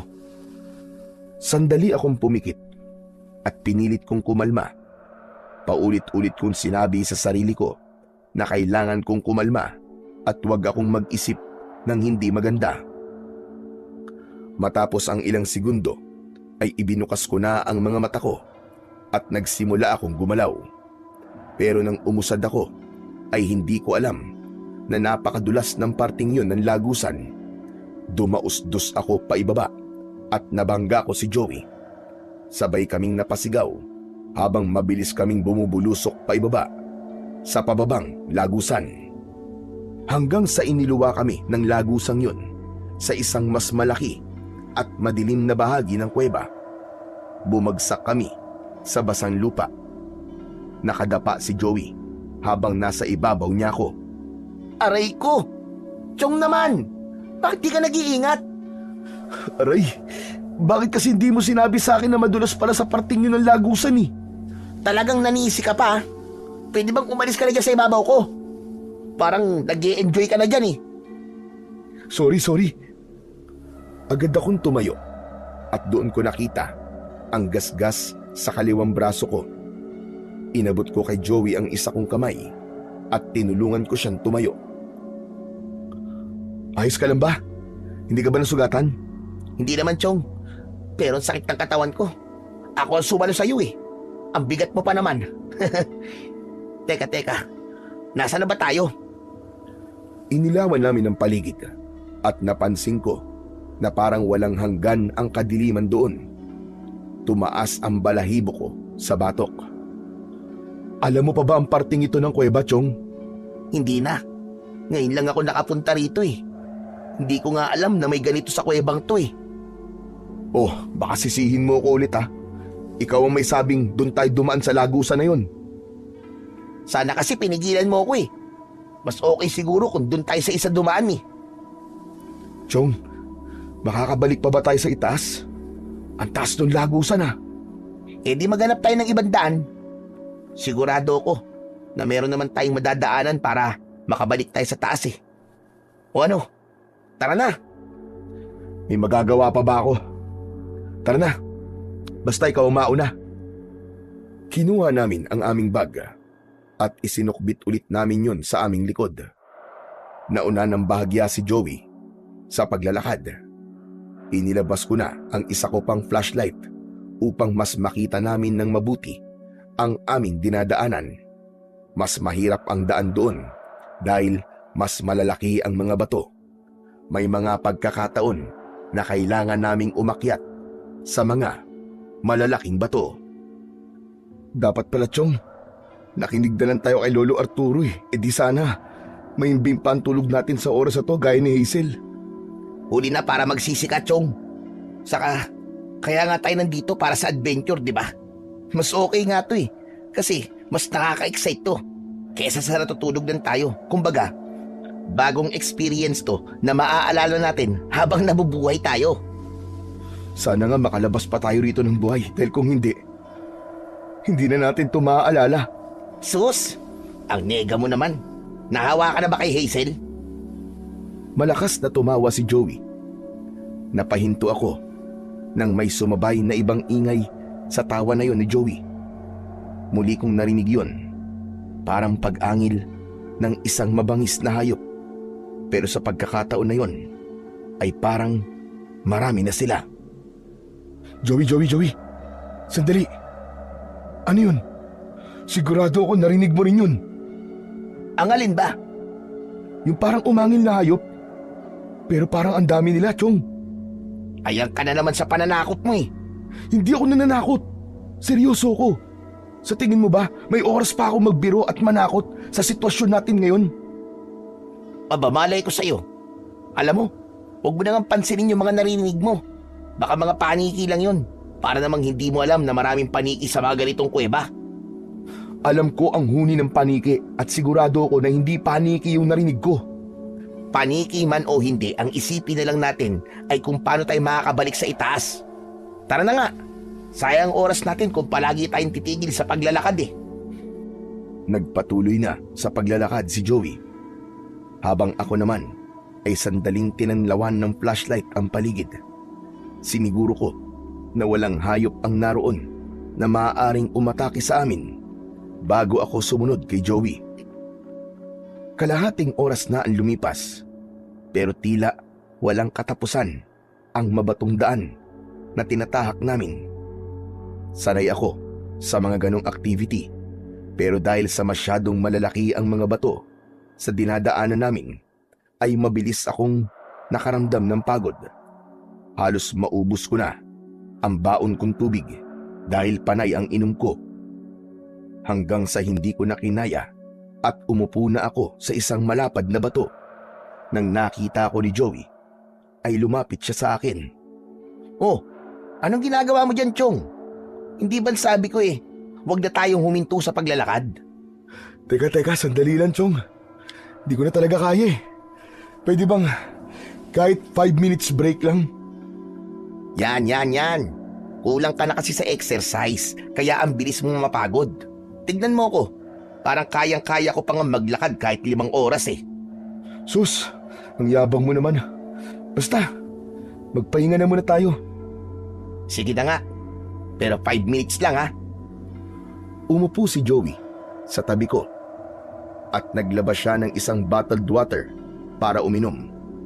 Muli kong binuksan ang flashlight upang tanglawan ang paligid. Nakita ko kung gaano kataas ang kisame ng parting yun ng kuweba. Halos puro bato na ang nasa paligid namin. Grabe, sobrang laki pala talaga ng kuwebang to, no?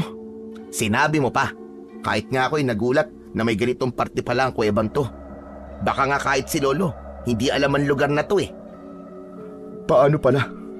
Kung maligaw talaga tayo rito, Chong. Paano? Kung ilang araw na lumipas ay hindi pa rin tayo nakakalabas. Paano tayo hahanapin ni na Lolo Arturo kung hindi niya alam ang parting to ng kuweba? Talagang ang negative mo naman mag-isip, Chong. Sinasabi ko lang naman ang pwedeng mangyari para mapaghandaan natin. Alam mo, imposible ang sinasabi mong magtatagal tayo rito ng ilang araw eh. Sigurado ako na makakalabas kagad tayo rito. Matagal na yung abutin tayo ng umaga, kaya kalma ka lang dyan. Huwag kang mag-isip ng kung ano-ano. Kinuha ko kay Joey ang hawak niyang bottled water at uminom din ako. Muli kong tinanglawan ang paligid namin. Nagulat ako nang may aninong gumalaw sa likod ng isang malaking bato. Itinutok ko ron ang ilaw habang nanlalaki ang mga mata ko. Mas lalo kong nagimbal nang may isang tila tao na may mapupulang mga mata ang lumabas mula sa likod ng bato at mabilis na tumakbo sa kung saan. Sa bilis gumalaw ng nilalang na yon ay hindi ko na alam kung saan siya nagpunta. Kinakabahan na nagpalipat-lipat ako sa pagtutok ng ilaw ng flashlight sa iba't ibang parte ng kinaroroonan namin. Uy! Ano ba ginagawa mo? Para kang may hinahanap dyan akong ano ah. Chong, nakita mo ba yun? Ang alin ba? Parang may tao, Chong. Nandun siya sa malaking bato na yung kanina. Nakakatakot ang itsura niya. Mapulang-mapula ang mga mata niya na para bang umiilaw sa dilim. Baka naman mabangis na hayop lang yung nakita mo. Baka baboy mo. May baboy mo ba sa loob ng kuweba? Hindi ko alam. Bakit? Baboy mo ba ako para malaman ko? Pambihira ka, oo. Sigurado ko, Chong, na hindi baboy mo o kung anong hayop yun. Parang sa taong katawan niya, Chong. Tapos ang bilis niyang gumalaw. Hindi kaya totoong sinabi ni Lolo Arturo? Hindi kaya meron talagang aswang sa kuweban to? Eh di maganda kung may aswang nga. Hindi ba ikaw na nga rin ang nagsabi na gusto mo makakita ng totoong aswang sa personal? Hindi naman ako seryoso sa bagay na yun eh.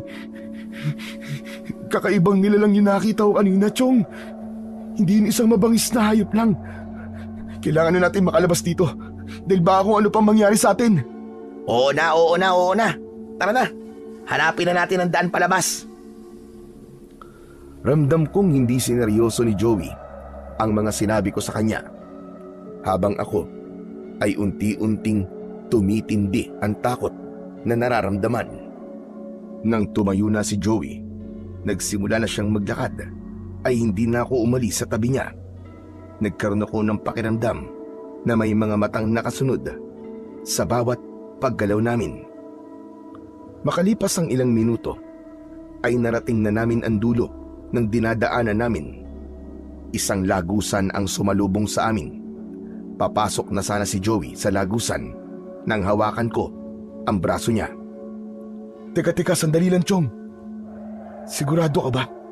Naligtas kung dyan tayo dadaan? May iba ka pa bang nakikita na pwede natin daanan? Luminga ako sa paligid. Tinanglawan ko ang paligid namin, maging ang mataas na bahagi.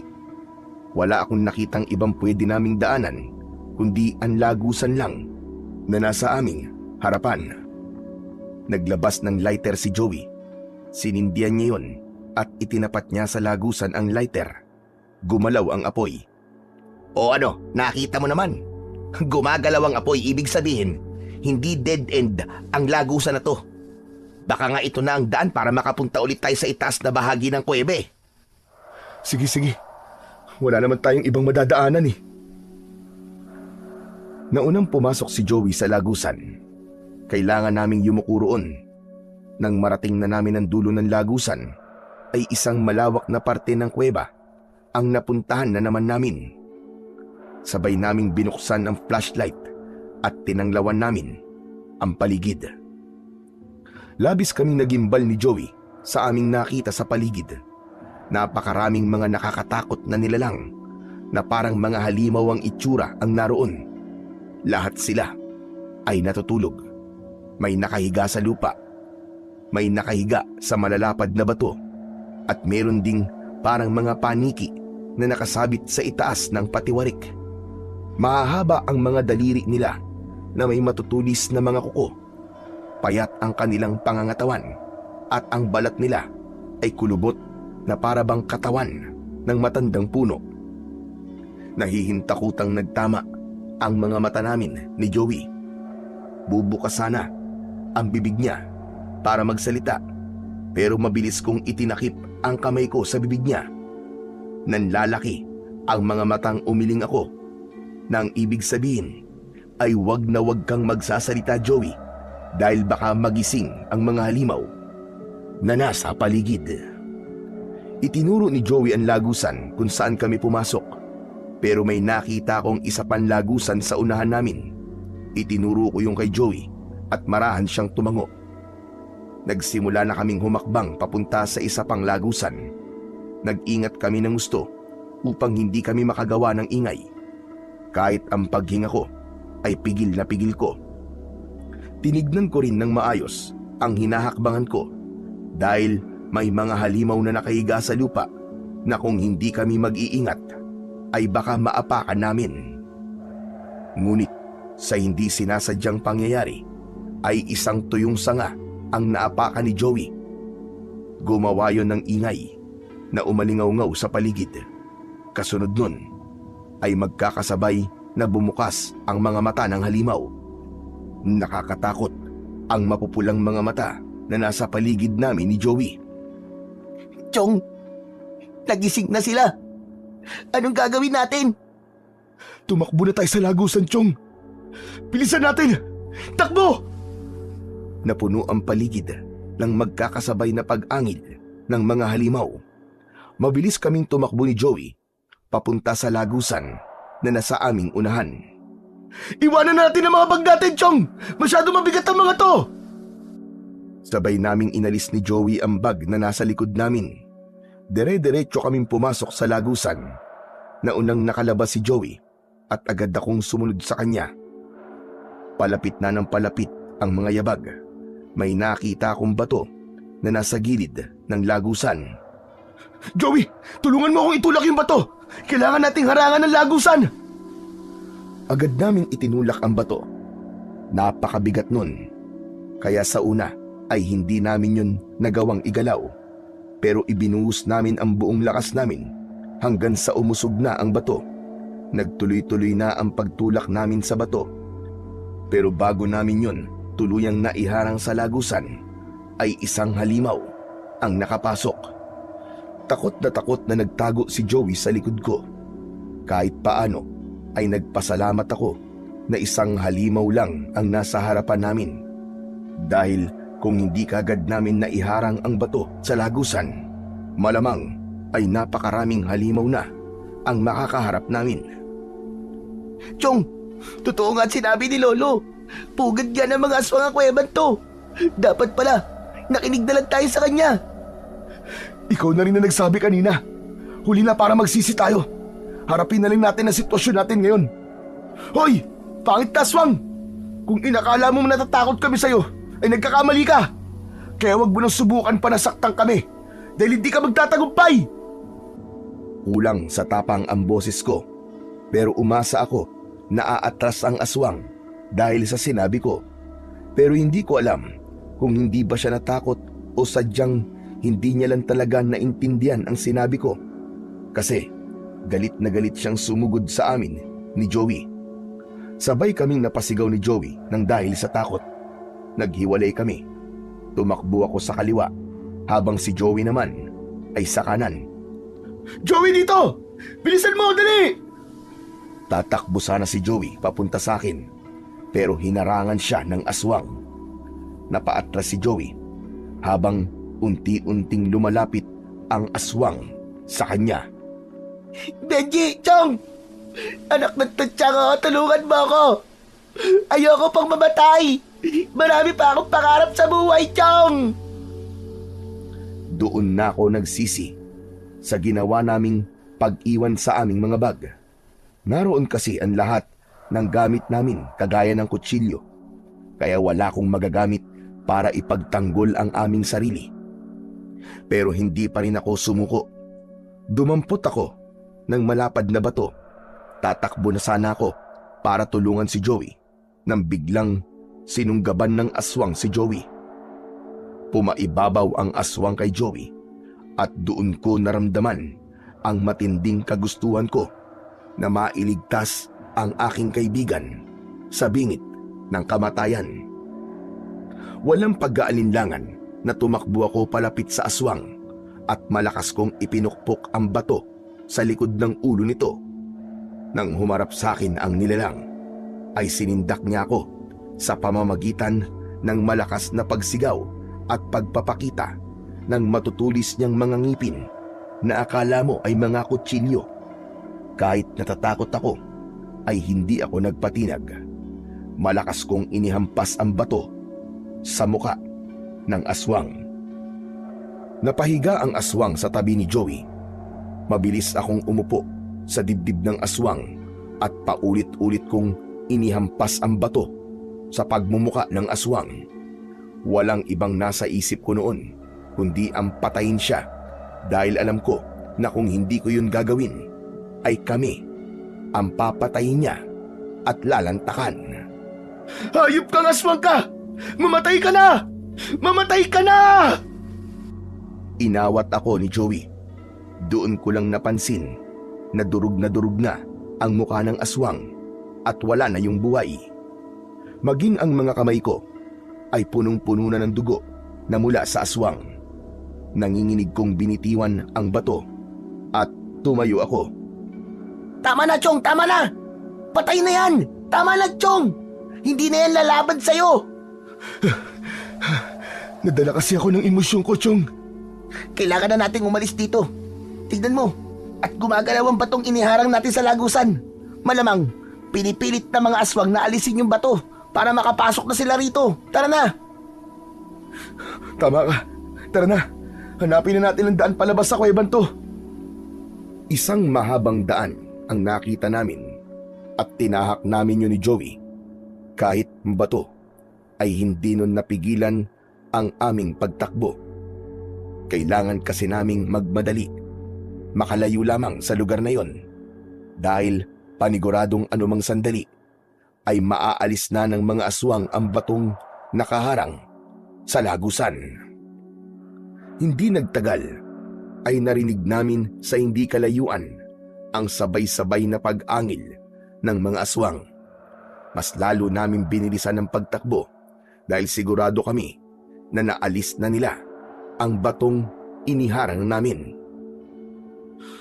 Anak ng tutsyang, hindi pa rin ba pamilyar sa'yo ang dinadaanan natin, Chong? Hindi ko na rin alam kung nasang parte tayo ng kuweba. Kailangan natin maghanap ng pwedeng pagtaguan pansamantala. Kapag tumakbo tayo ng tumakbo, mapapagod lang tayo. Mas madali nila tayong maaabutan at mapapatay kapag ganun. Patuloy kami ni Joey sa pagtakbo habang mabilis na gumagala ang mga mata ko sa paligid. Hanggang sa may nakita kong butas sa dingding ng kuweba at itinuro ko yun kay Joey. Sinabi ko na doon muna kami magtatago. Pinagsiksikan namin ang aming mga sarili sa butas at pinatay namin ang aming flashlight, maging ang headlamp. Halos hindi na kami humihinga nang dumaan sa harapan namin ang mga aswang. Tumakbo sila sa iba't ibang direksyon. Napapikit ako at sa isip ko ay walang tigil akong nagdasal sa Panginoong Diyos. Ipinagdasal ko na sana ay makaligtas kami ni Joey at makalabas kami ng buhay sa impyerno na kuwebang yon. Hindi nagtagal ay unti-unting naglaho ang pag-angil ng mga aswang hanggang sa tumahimik na ang paligid. Doon ko na binuksan ang aking mga mata. Chong, mukhang wala na sila. Nailigaw na natin ang mga aswang. Salamat sa Diyos. Akala ko talaga katapusan na natin. Pero hindi pa tayo ligtas. Hanggat narito pa tayo sa loob ng kuweba, ay nanganganib pa rin ang buhay natin. Alam ko yun, Chong. Kaya kailangan na natin kumilos para makalabas dito. Hindi ba pwedeng dito na lang muna tayo? Hintayin na lang natin na mag-umaga. Hindi ba takot ang aswang sa sikat ng araw? Sa tingin ko, Chong, hindi magandang ideya yan. Pwedeng may aswang na makakita sa atin dito, isa pa. Kahit mag-umagay, walang epekto yun sa mga aswang. Kung takot ka sila sa araw, dahil hindi naman nasisinagan ng araw ang loob ng kuweba na to eh. Sa bagay, tama ka. Pero, saan tayo pupunta? Hindi ko rin alam. Basta maglakad na lang tayo na maglakad at umasang hindi na tayo makikita ng mga aswang na yun. At sana, makita na natin ang daan palabas. Benji, Chong. Sorry ah. Sorry saan? Kasi akong dahilan kung bakit ka nandito eh. Kung hindi ko sana kayo inaya ni Hazel na magpunta rito, ay wala tayo sa sitwasyon natin ngayon. Ano ka ba? Wala kang dapat na ihingi ng sorry sa akin. Hindi mo ginustong mangyari to sa atin. Huwag na lang tayo magsisihan. Salamat, Chong. Pero natatakot na talaga ako. Baka kasi hindi na tayo makalabas dito ng buhay. Baka maging pagkain na lang tayo ng mga aswang na nandito. Sa itsura kasi nila, mukhang gutom na sila eh. Bakit ikaw naman yata nag-iisip ng negatibo ngayon? Akala ko ba sabi mo sa akin kanina ay wag akong mag-isip ng hindi maganda?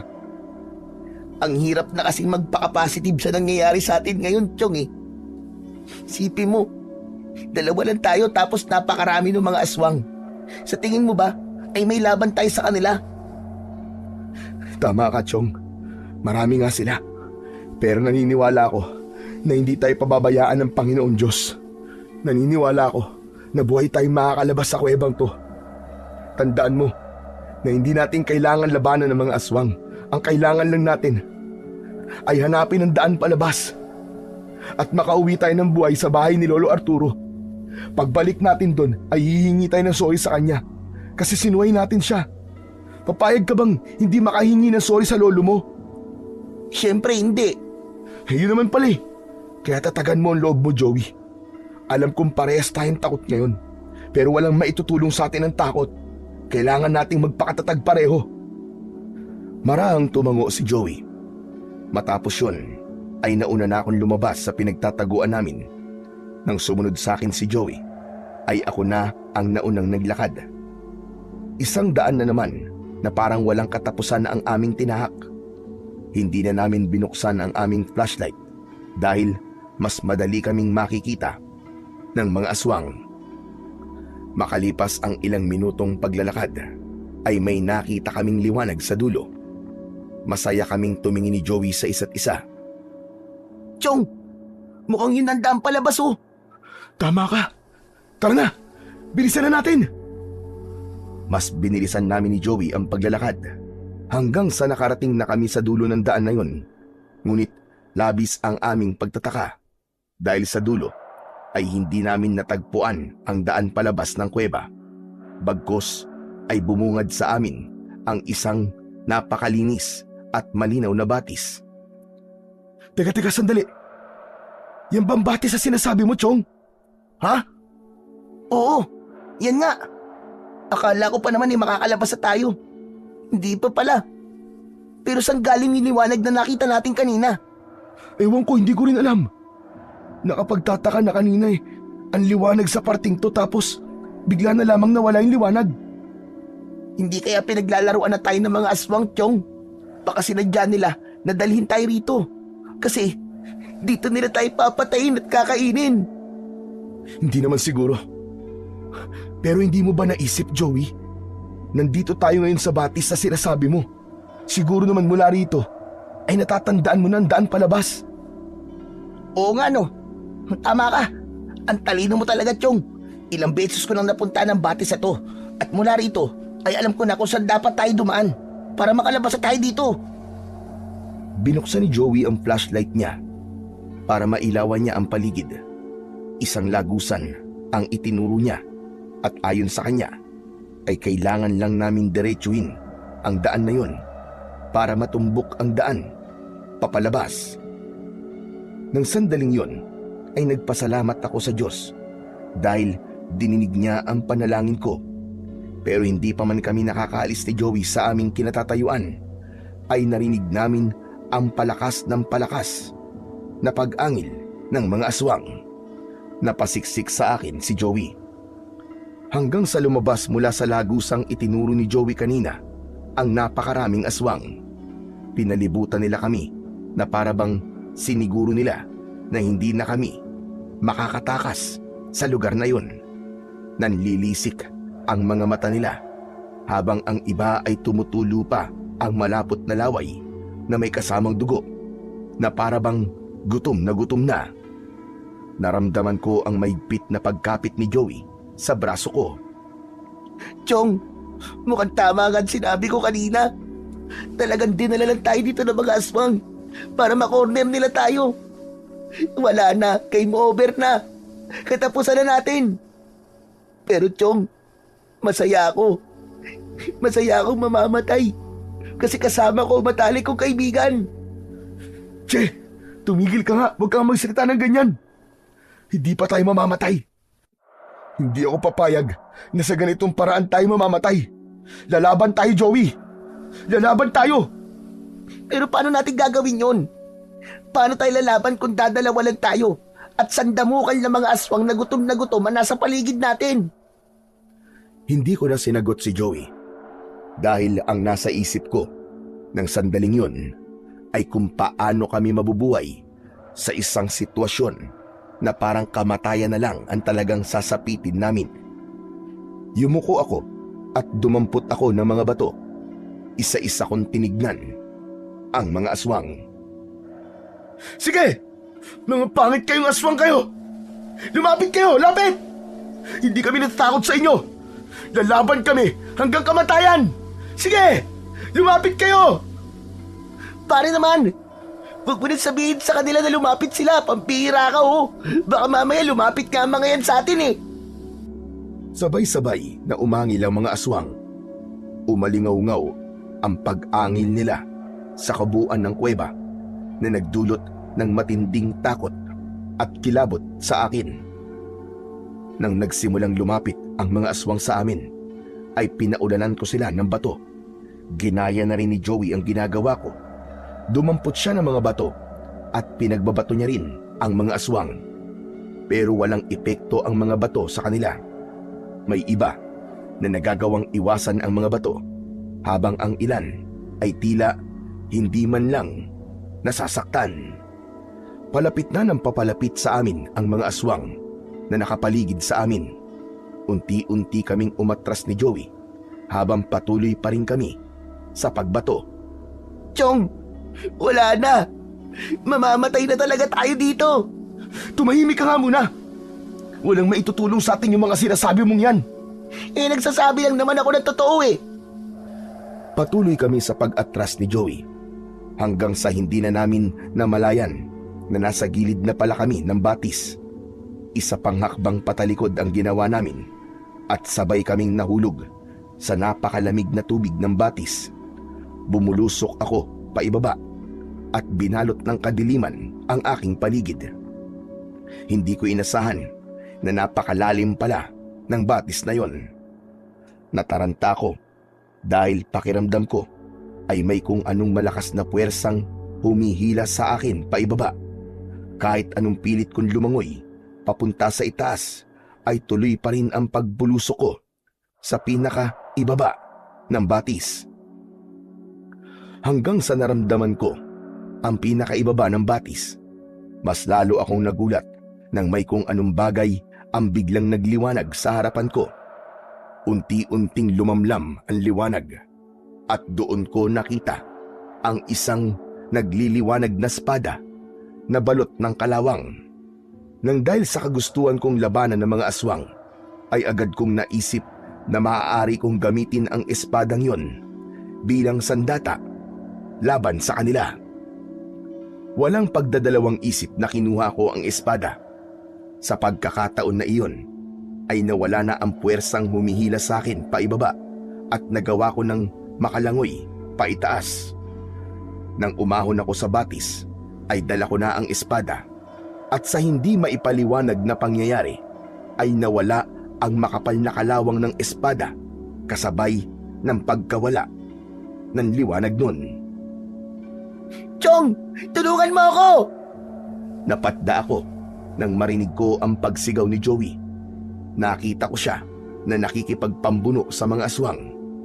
Dugoon na si Joey at alam kong kapag hindi ako kumilos ng mabilis, ay mamamatay na ang kaibigan ko. Nang higpitan ko ang pagkakahawak sa espada, ay may naramdaman akong tila maliit na bultahe ng kuryente na gumapang sa aking katawan. Tinunaw nun ang takot na nararamdaman ko at pakiramdam ko ay napakalakas ko. Malakas akong sumigaw at mabilis akong tumakbo palapit sa kaibigan kong si Joey.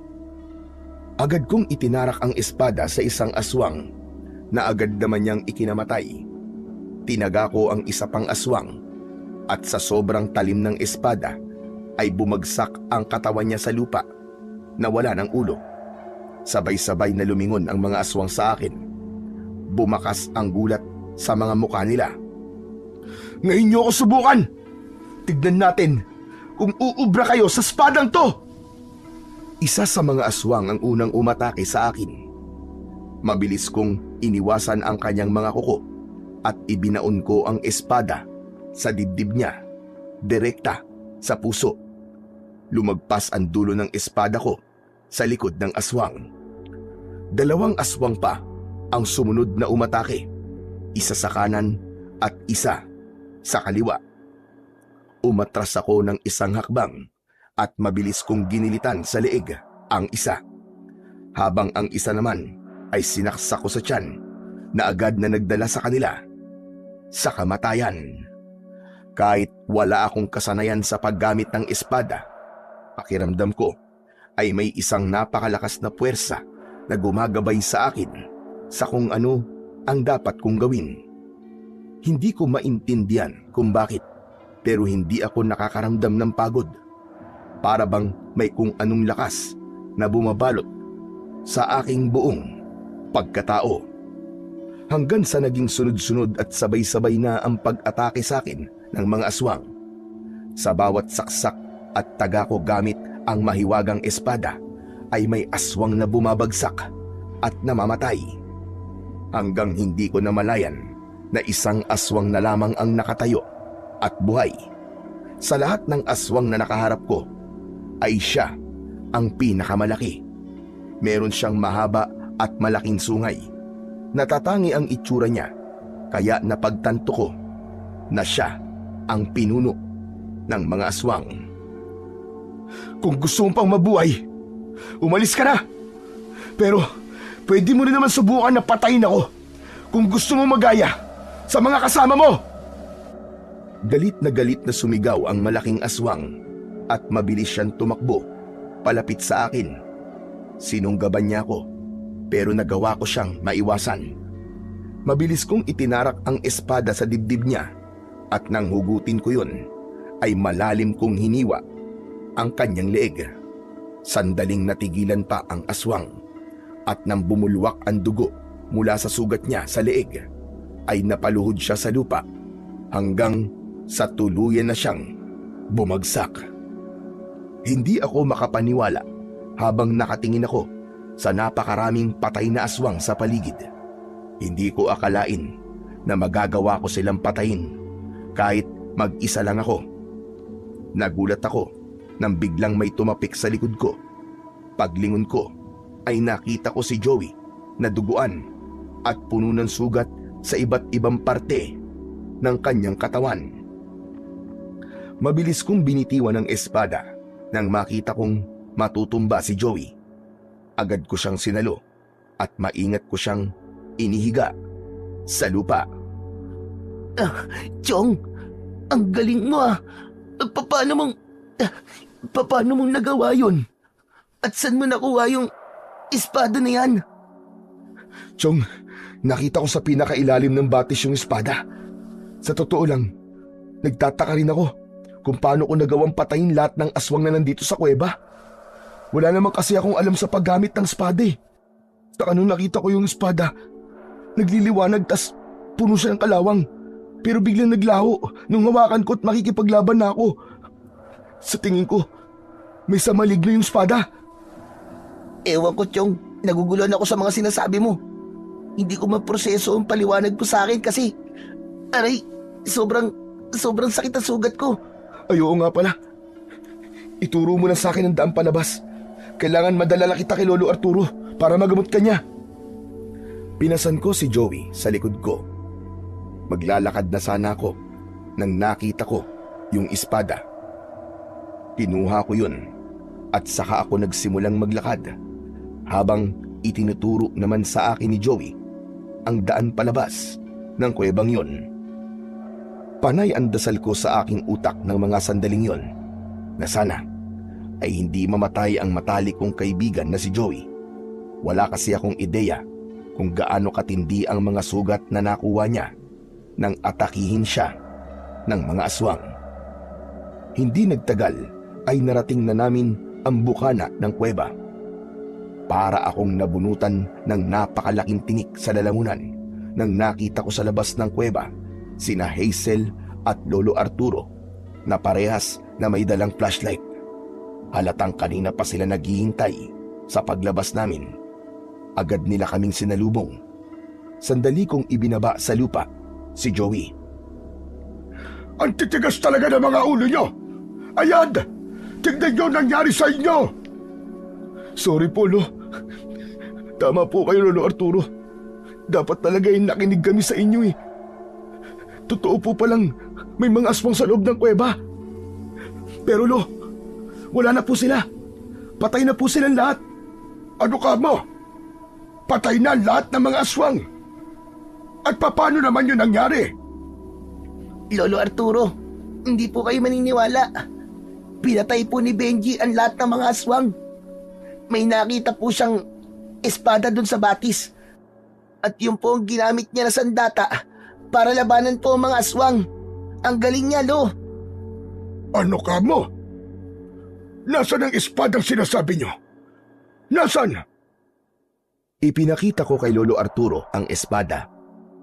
Sinabi ko sa kanya, nung nakita ko ang espada sa pinakailalim ng batis, ay nagliliwanag yun at puno ng kalawang.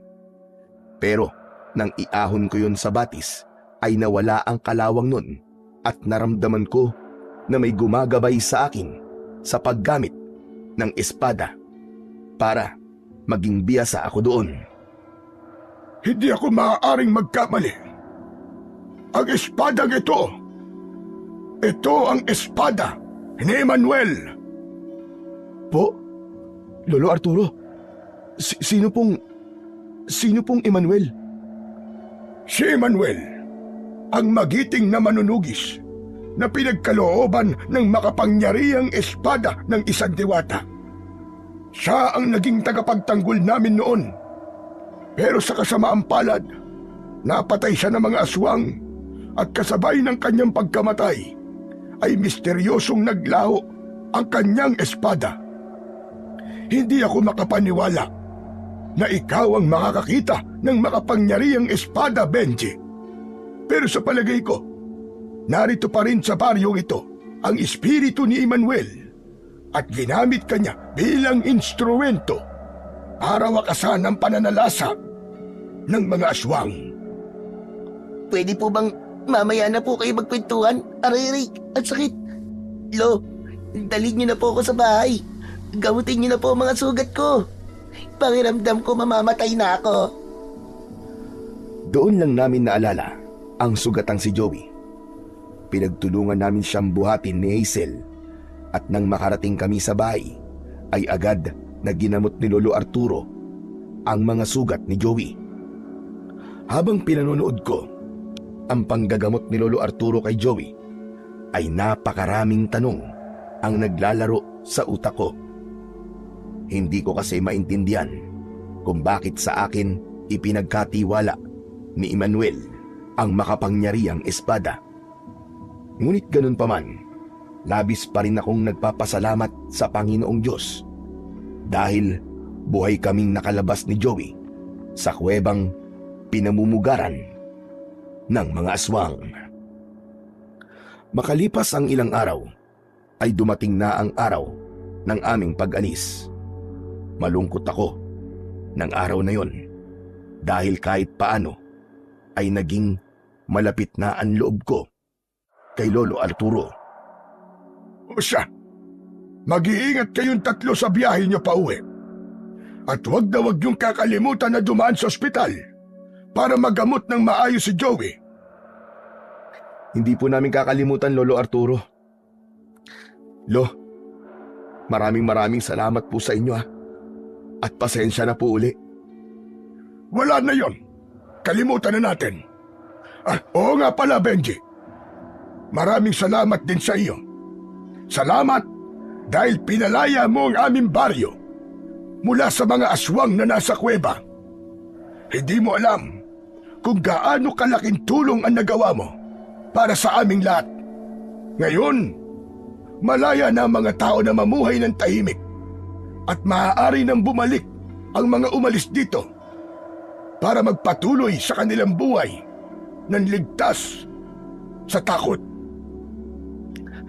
Walang anuman po, Lo. Isa pong karangalan sa akin na ako po naging instrumento para mawala na po ang mga aswang dito. Pero nagawa mo na ba yung sinabi ko sa'yo? Opo, ibinalik ko na po sa batis yung espada.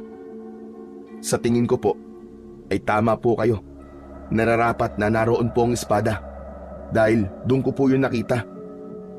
Wala na rin naman pong dahilan para itago ko yun dahil wala na pong aswang dito sa baryo nyo. Sa huling pagkakataon ay nagpaalam na kami kay Lolo Arturo. Nang nakasakay na kaming tatlo sa sasakyan ay agad ko yung pinaandar. Habang nagmamaneo ay hindi ko napigilan ang mapangiti dahil hindi pa rin ako makapaniwala na ako ang nagmistulang bayani sa baryo ni na Lolo Arturo kahit isa lang akong dayo sa lugar na yon. At doon ko napatunayan at naunawaan ang ibig sabihin ng mga paalala ni Lolo Arturo. Natutunan kong may dahilan ang bawat babala at ang pagsuway ay may kapalit na panganib. Pero sa kabila ng lahat, wala akong naramdamang pagsisisi. Oo, muntik na kaming mapahamak, pero kung hindi kami naglakas ng loob na pumasok sa kuweba, marahil ay patuloy pa ring nilalamon ng kadiliman ang baryo ni na Lolo Arturo. Ang kwentong inyong narinig ay nagpapatunay na ang pagkakaibigan ay nasusubok hindi sa mga sandali ng kasiyahan, kundi sa mga oras ng kadiliman at panganib. Sa kabila ng hirap at takot na kanilang hinarap sa pugad ng mga aswang, nanatili silang matatag, nagtulungan, at hindi kailanman bumitaw sa isa't isa. Sa tulong ng Panginoong Diyos at sa tiwala na bumabalot sa kanilang pagkakaibigan, nagawa nilang malampasan ang panganib sa yungib na yon at nasilayan ang liwanag ng pag-asa. Tunay ngang ang pagkakaibigan na binubuo ng tapang, pananalig at pagmamahal ay walang kapantay at kayang magtagumpay sa kahit na anong dilim sa buhay.